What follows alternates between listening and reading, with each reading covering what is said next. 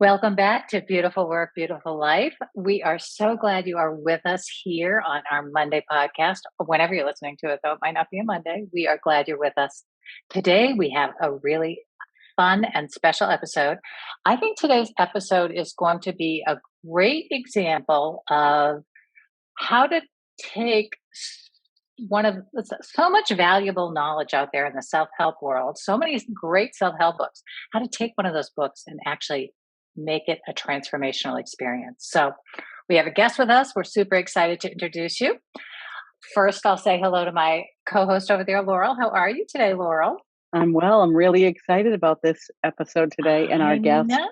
I am too. I am too. So we have Kate Patterson with us today, and Kate is here really because of Laurel Boyden. Thank you, Laurel Boyden. Kate used to be a client of Laurel's, and she has been with us in our Facebook group now for quite a while, huh, Kate? Mm-hmm. And she joined us for our book club this summer and our May challenge this spring. So, Kate, welcome to Beautiful Work, Beautiful Life. We're so glad you came in to share with us about this book, which we'll announce in just a minute. Mm-hmm. Thank you. Hi, everyone. Hi. I'm excited to be here. Thank you. I'm glad you're here. Yeah. So we're going to talk about the book, The Four Agreements by Don Miguel Ruiz, which this book has been around now for quite a while, everybody. I don't know. I probably need to go in and look and see what the copyright date is on it, but I remember it back from the 90s when Oprah introduced it to the world. And I think I might have actually even had a copy of it before Oprah introduced it to the world. I don't want to make myself sound like I'm ahead of the game, but I really do think it might have been true. Because I was, doing a lot of personal development work and in a world where that book would have been something that would have come popping up. So this goes back way back in my life, and I've been giving it away as graduation gifts and giving away to clients over the years. And it really transformed my life. So I'm so happy that we're here talking about it today, ladies. Thanks for chiming in with me. Yeah. I've read this book a couple times, and what I love about it is it's an easy read. It's easy to digest. It's easy to focus on and try to implement it or, incorporate it into a life. I've given it as gifts as well. It's a great book. Yeah. I think that one of the things I like about it is its simplicity. And I know that I've heard from people sometimes, I don't know if you ladies felt this way, but I know when I first started reading it, it was almost like a little bit off-putting just because it was written, I think it might be his second language, English. So the cadence of the book was just a little bit different than maybe if a Westerner had written it, or somebody from, English was their first language. But, and also I feel like for me, and I've said this to people when we've talked about it, is I feel like he repeated certain things in the book to really get us to understand like the power of the agreements. So sometimes it does feel repetitive or very reinforcing. And I didn't find that off-putting. Did you ladies find that off-putting at all or experience it that way? No, go ahead, Kate. No, my first introduction was listening to it. I bought the book, the audiobook, and then I bought this book as my little mini Bible. But I really felt that it reinforced and connected the dots as it went. Yeah, that was great. So let's take a minute, Laurel, and let me just quickly remind or if our listeners have read the book, it's a reminder. If you've never read the book, these are the four agreements. 1, be impeccable with your word. 2 is don't take anything personally. 3, don't make assumptions. And 4, always do your best. That's simple. 4 agreements. And I feel like his proposition is if you take these 4 agreements and you really take the time to use them to adopt as your kind of law of life, it helps you to look at like what are the beliefs that you are carrying that may not serve you very well, right? Or be limiting in your life. And I found that to be really true. I know when I did that work. How about you ladies? Do you feel like that was your case or that is your case as you continue to use them? I would say yes. I I think that they're really good guidelines. And when I think about the ease, right, the simplicity, it's almost because they all in or overlap. Like there's an intersection of every one of them. For instance, not taking anything personally and not making assumptions. Often when I take things personally, it's because I'm assuming something about the other person, right? And so I love that maybe the simplicity and the ease of really focusing on these as a lifestyle is because they're all connected deeply. What about you, Kate? What do you think? Yeah, I felt like it took it to a new level for me and connected a lot of things that I had already started to incorporate, but made it in a way that was more simplistic in nature in some ways, but very difficult to actually put into practice in other ways. I know we'll talk about that some more, but the interconnected piece of it with regard to judgment or self judgment and how you can turn that around into curiosity or turn that around into compassion, that was really powerful for me. There's a lot of great nuggets. Yeah. So one of the things that I found really powerful was along the way, noticing like how this agreement bumped up into habits or patterns, that I had established, that all of a sudden I could see, oh, wow, that's not so serving me or really. And I think it also made me realize how much it wasn't serving other people as well. So for instance, like, I think I realized when I was being impeccable with my word, right? And I was really noticing the words I was using and noticing when I was saying yes, agreeing to do something with people. Like, it made me really realize how much of a people pleaser I was. Like, I was not always being impeccable with my word. I was sometimes agreeing to do things I didn't really want to do, which made me start to feel dishonest. I was betraying myself by saying yes when I really meant no, so I feel like that was those were the instances where for me it was like super powerful, and I was like, whoa, wait a minute. What do I really want to be doing here? Right. Yeah. Or saying, right? Only say what you mean. That was resonating for me. Yeah. Yeah. Because I'm with you there, Laurel. I think I overcommit a lot. And it's good to remind yourself to stay connected to the word. Right, right. And the I think definition too. Yes, yes. Right? Because the definition of impeccability, we talked about this. It's not to sin, right? Being impeccable with your word. Its original origin is really truly speaking from the breadth and width of what you can commit to and who you are and being that true authentic self. Yes, right. That whole idea of sinning against yourself because you aren't being honest with your word. You're not being really truthful and honest with where you are in your heart. Right. Yeah. So very deep. We could talk about this book all day.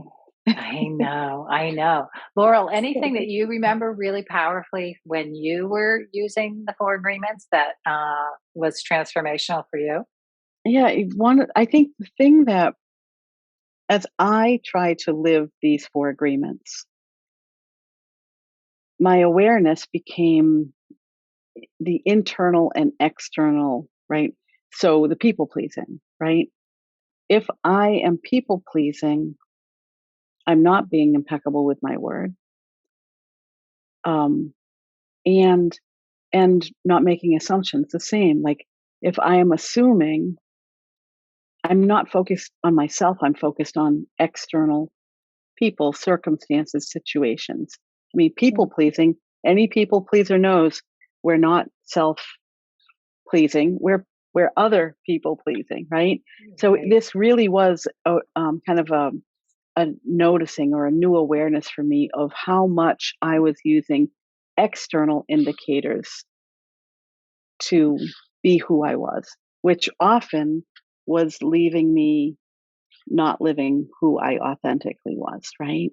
So that was one thing. One other very quick thing is I started to think about, maybe this ties into don't make assumptions, but is it possible that I'm living these agreements and other people are living these agreements to their authentic self? And that could put me in conflict with someone else because maybe their authentic self is not a good match for me, right? Or I am not a good match for them, and how to give them the grace and compassion to live the agreements for themselves, to themselves.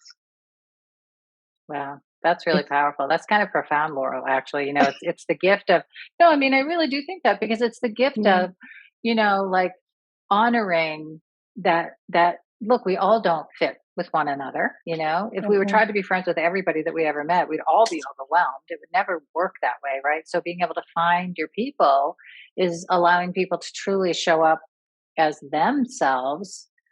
It's a natural fit or it's not right or wrong. It's just what it is. And then moving on. Right. Yeah. And it's the reason it's big. This is big for me is that I haven't reconciled some of the other things that we are led to believe, like right and wrong and good and bad, or forgiveness, or people that we may not be able to forgive. But if we each are allowed to live these 4 agreements for ourselves, to ourselves, who am I to judge that someone is doing it wrong? I wrote down a quote. You are the main character in your story, and so is everyone else, right? Yeah. And I thought that stood out to me. Stand in your own truth was another piece of nugget I took from that section too, because someone else might be just as their situation, their beliefs, they believe something completely different to you, and letting that be okay is the biggest part for me to continue to learn and grow. Yeah, I love that, Kate. I feel like that really speaks to where we are now in the world. I feel like so much of what we struggle with, is people having really differing opinions and differing ideas, different beliefs, and to be able to come to a place where we can truly sit in just letting other people have their opinion, letting other people have their beliefs, and figuring out how to have conversation or dialogue or some openness around that rather than the quick judgments that we often make, or we shut down the conversation because we don't know how. This almost begins to loosen. It's softening, the edges of everything rather than being really strict and hard around it. We soften it and be like, that's interesting how they get to believe that. What's going on over there, right? We could really use with some more of that world today. Yeah. Yeah, and 2 of the agreements I see just fitting in so tightly with that, not to take anything personal, right? Someone else's beliefs don't have to match mine because it's not about me, right? If I allow that otherness, then I'm not taking it personally. It doesn't mean that I'm wrong. And the same with the don't make assumptions, right? Oftentimes we make assumptions of people that are different than us, think different than us, act different than us, and we're assuming when we judge them. And so those 2 really do pull in, my I won't call it an inner critic because often judgment is external, right? It's my outer critic, right? Yeah. Or I know one of the ways that I found it really useful too, it brought a lot of curiosity, was the idea of using don't take anything personally, even in the in the in the concept of when somebody tells you they think what you're doing is really great, or oh wow, you look really great today, or whatever. It's even taking that in the same way, that's not personal. It to me, it's their opinion of what they think of me, and it helped for me. It helped to diffuse how my ego might get attached to something, or how it might, or to even notice how's that external validation feeding me, right? Do I need that? Am I attaching to that? Am I putting meaning in that rather than just going, oh, hey, that's their opinion. Well, that's nice, thanks, and not taking it, just like I wouldn't take it personally if they said, wow, that shirt really, I don't know about that. That's a weird color on you, like I'll be okay with that just as I'd be okay with, wow, that's the best color for you ever. Right. Yeah. Yeah. Yeah.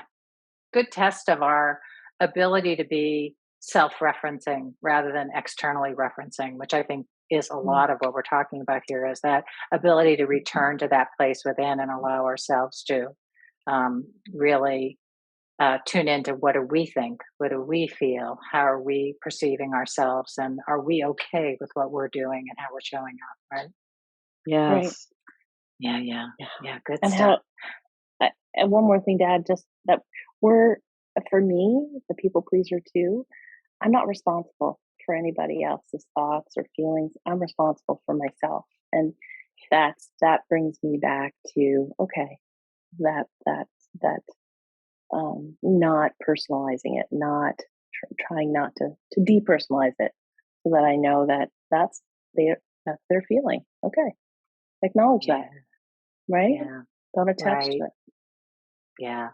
Yeah. So anything else jumping out for you ladies when you think about just using the four agreements and the transformational process of them? We're going to get into a little bit more about breaking agreements because I feel like that was a really big part for me. That was a really big part of the book and a big way to kind of wrap it up. So I want to move there. But before we go there, anything else that like jumps out at you around the four agreements themselves or your own personal like transformational experience with them? No, and we've covered a lot already. I mean, Yeah. really have. So no, I think I'm ready to move on to the next juicy topic. Yeah. Well, I love this idea of, at the end, he starts to talk about breaking old agreements. And I feel like, especially, with my work as a life coach, a lot of the work that we do and my own personal transformational experience, my own personal development has been so much aware of my own social conditioning, my own environmental conditioning, my own biases and prejudice based on how I was brought into the world, what I was taught to believe, right? And so much of the work that I've done has been about being able to see that, to question that, and to go deeper into myself about what do I really believe? What are my real values? What am I agreeing to here that was unconscious and maybe I don't really want to agree to? Like the people pleasing is a great example, right? I had an agreement that was something like do what's best for everybody else so you don't cause a lot of trouble for other people, right? And it's like, okay, well, that can contribute in certain kind of ways, but in other ways it has its real limitations on yourself, and also how you're going to really develop your relationships if you're not fully being yourself. That's really hard to do, right? Yeah, It is. yeah. I was going to say and it ties back into the ego, right? So when I think about many of the things and the agreements we make from maybe an earlier time in life or from the conditioning, right? It's some of it is ego. I'm going to speak my own experience where I may have acted a certain way because of the importance it had me feeling, even though it may not have been authentic. Or I may have avoided conflict or satisfied other people's needs because of my worry of what they would think of me. Would they accept me? Would they love me? Would they abandon me? Those typical things. So when I think about it's our ego or our fears, and it puts us in a position where we're making decisions that really go against what we want or need or our authentic self. So detaching from those things is really hard. Maybe that's for me the core of that work is having to do some of that inner work before I can really live the agreements. And then one more thought about that, like living the agreements to other people, with other people, sometimes is easier than with myself. Mm. You know, so that's a good one. yeah. What about you, Kate? True. What? I think that I wrote down a couple of notes about the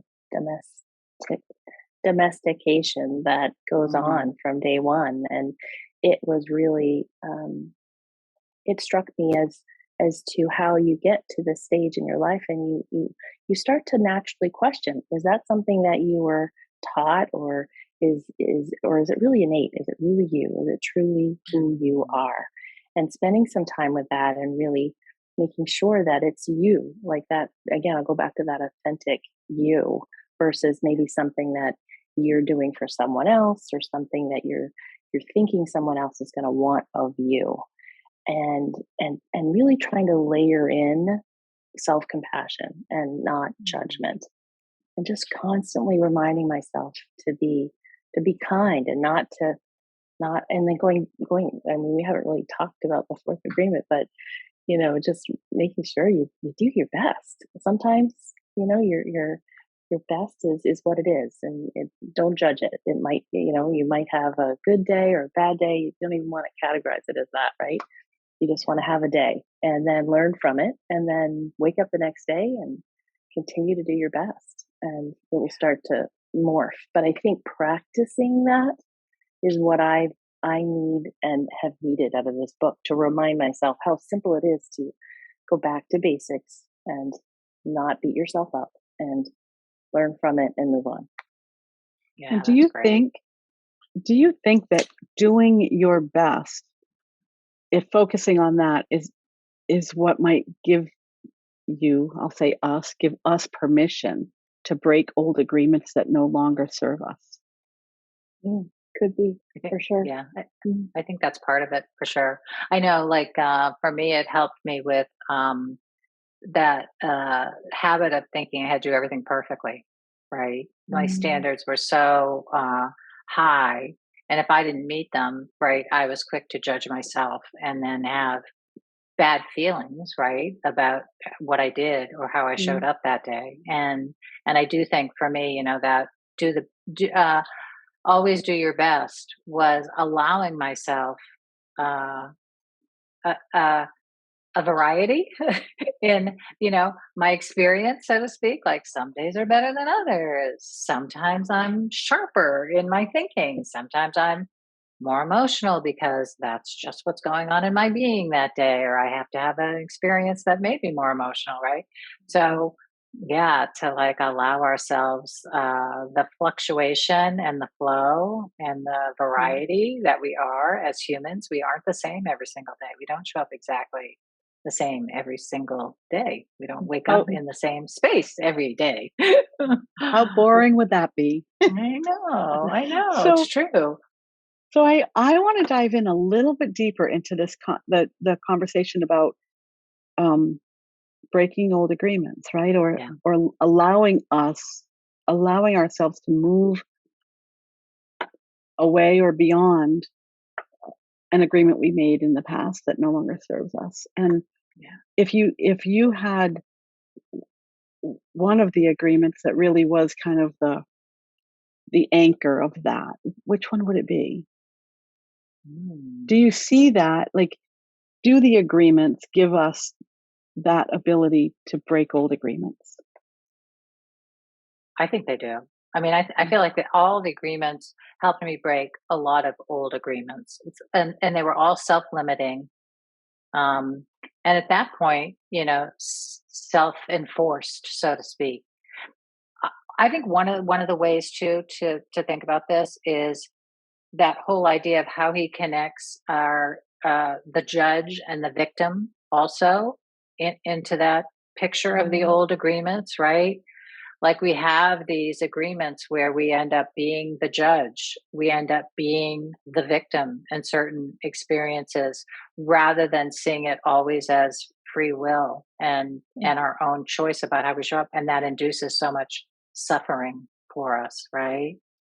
Yeah. So even, like, the process of going from, being impeccable with my word, moving away from people pleasing, right, started to take me out of my own suffering around feeling badly because I didn't really want to do what I was doing, or feeling like I had overburdened myself, or now I'm resentful of somebody else because I'm doing what I didn't really want to do and I'm kind of angry with them, but I was the one who did it. So, like all of this like the suffering that becomes the byproduct of making, going with the old agreement, so to speak, versus disagreement of being impeccable with my word. Oh no, I can't do that. I'm too busy. Right. Yeah. Yeah. I agree. I think that one, being impeccable with my word. I mean, they all, they're all so entwined, right? Right. But right. being impeccable with my word, that one gives me a lot of permission to do things differently. Mm-hmm. It really does. When I think about relationships that are no longer the best for me, or behaviors or tendencies, roles and responsibilities. Kate and I have talked about this a bit. Often we take a role or responsibility and we think we own that for life, and we don't know how to let it go because it was our role and responsibility at one time. But that one, be impeccable with my word. If I truly am impeccable with my word, I allow myself to outgrow roles and responsibilities. Mm-hmm. Yeah. That one kind of pulls in the, sorry, you're probably going to go there, but no, I was just going to say, not taking it personally, right? So you're freeing yourself up to have more time to stop before you go there with taking something personally, and check yourself. That was a big one for me. Don't go, because taking things personally goes right into judgment, or it's judgment and then it's personally. It's so close. There's like a close second there for me. So if you're able to be really set realistic boundaries, be true with your word, then you're freeing yourself up to take a little bit more time before you jump to an assumption, and you can be kinder to yourself and to others before you react, right? Before you have that, we were talking about, your intuition and your mind and your heart, and making sure you have that three-way connection before you speak. Because the minute you react, you're speaking, and those aren't impeccable words anymore, right? So you're just there. It's just gone. It's, you can start to snowball down the other way. Yeah, that's great. I know. I feel like, Kate, when you were talking, and we were talking about the whole roles and responsibilities, and that idea of,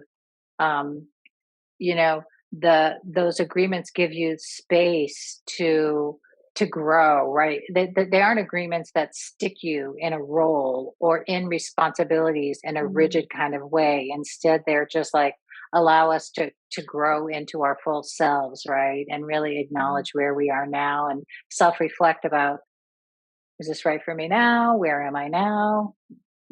How does this fit for me in the world that I'm living in this experience right now? Yeah. They have some real flex flow to them, don't they? I think they're very liberating. And when I think about this book, it puts me in a place where I think about, for so many years, I considered being self-centered or selfish, or people that made decisions for themselves first. I always looked at that as not an admirable trait, right? Because probably it was my own. Was protecting myself, the people pleaser, and judging myself, where maybe my judgment was that I was choosing to be the people pleaser because that was really more admirable. Now, that was a long time ago. I haven't thought that way in years. But why I think these 4 agreements are really liberating is because they put selfish in a whole new light for me. Yeah. Right? These are living these 4 agreements for myself is liberating. It is not selfish, right? So, yeah. And so it is, as much as it's hard um, to either break or walk away from previous agreements, that is really our mission in life, to learn and grow and change and become, by not honoring what was right for us in the past. Yeah. I love that. I feel like, one of our missions, right? Or if we had a big mission to a certain extent, is to learn how to just be fully ourselves in the world, and to rise above, right? A lot of the conditioning that we have that bumps up against, who we really are, or what we really want, or how we really want to show up in the world. And like you said, these four agreements are a path of using them to be able to liberate ourselves from a lot of the previous thinking, conditioning, the attachment we have to being the judge or the victim, and instead taking responsibility just for right where we are right now, how we're showing up and how we're experiencing the world, and gently and compassionately. I know you've used this word twice, Kate, which I think is really true. It calls on us to draw on some the well of compassion that we have within, both for ourselves and for other people. Yeah, especially other people, because that, as we talked about, the world is it's people are struggling, and to take a moment and sending someone love and light, and knowing that that's not, it's coming from a place that you can't judge. There's just so much obviously going on for that person for them to be acting that way, and that just takes the weight off my shoulders when I think like that. Yeah. So good. Stops the pattern of taking it personally. Yeah.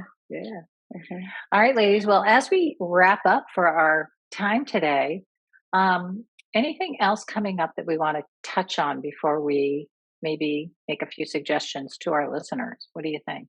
Any final thoughts on the four agreements and transformation? Mm. Mm. Mm. Mm-hmm. Looking at my notes here. No, Yeah.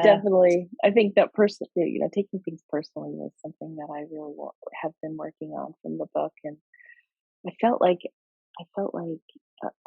a new, fresh start after reading the book, because I had something that I could constantly put on a sticky note, put on my office desk, put on the mirror in the bathroom, put on the fridge, and really practice it. Just put it immediately into practice, and it freed me up on a personal level, in a place that I really didn't expect. I didn't expect it to be so quick. So it was lovely. So good. Yeah. I know, that's great, Kate. I think that's a great, let's use that as one of our suggestions to our listeners for today, right? Is go back, take in these, maybe write down these four agreements, take them one at a time. Yep. Post it somewhere as a reminder, right? I'm going to really work with this agreement for a while, because I do feel like I know I gave myself a month with each agreement after I had read the book to just, I'm focusing on this agreement this month. And it literally, like you said, I had it posted, I had it in my pocket, whatever I did, right? And I really used it to start to look at, like, if I was having a bad day, or I was thinking negative thoughts, or I was stuck in a conversation in my head with somebody and reviewing it or whatever, like, how did that agreement fit in there? Where was that agreement? How could, if I believe that agreement, how might it transform where I am in this very moment, right? And so this is the actual magic of the four agreements to me, are doing just what you said. Post it up somewhere, look at it, take it into your day, bump it up against your own experience. They are supposed to be agreements that liberate us, that free us from suffering. Find out for yourself, right? The only way you're going to find out if that really works is to actually take it and use it and do it. Yeah. I love that approach. Go ahead. Just to add, just to lastly, is the audiobook allowed me to do that. Like, if I needed to refocus on one of the agreements, just listen to that for 30 minutes, or because the book is 2.5 hours. So the read is you can compartmentalize it. That's a great idea.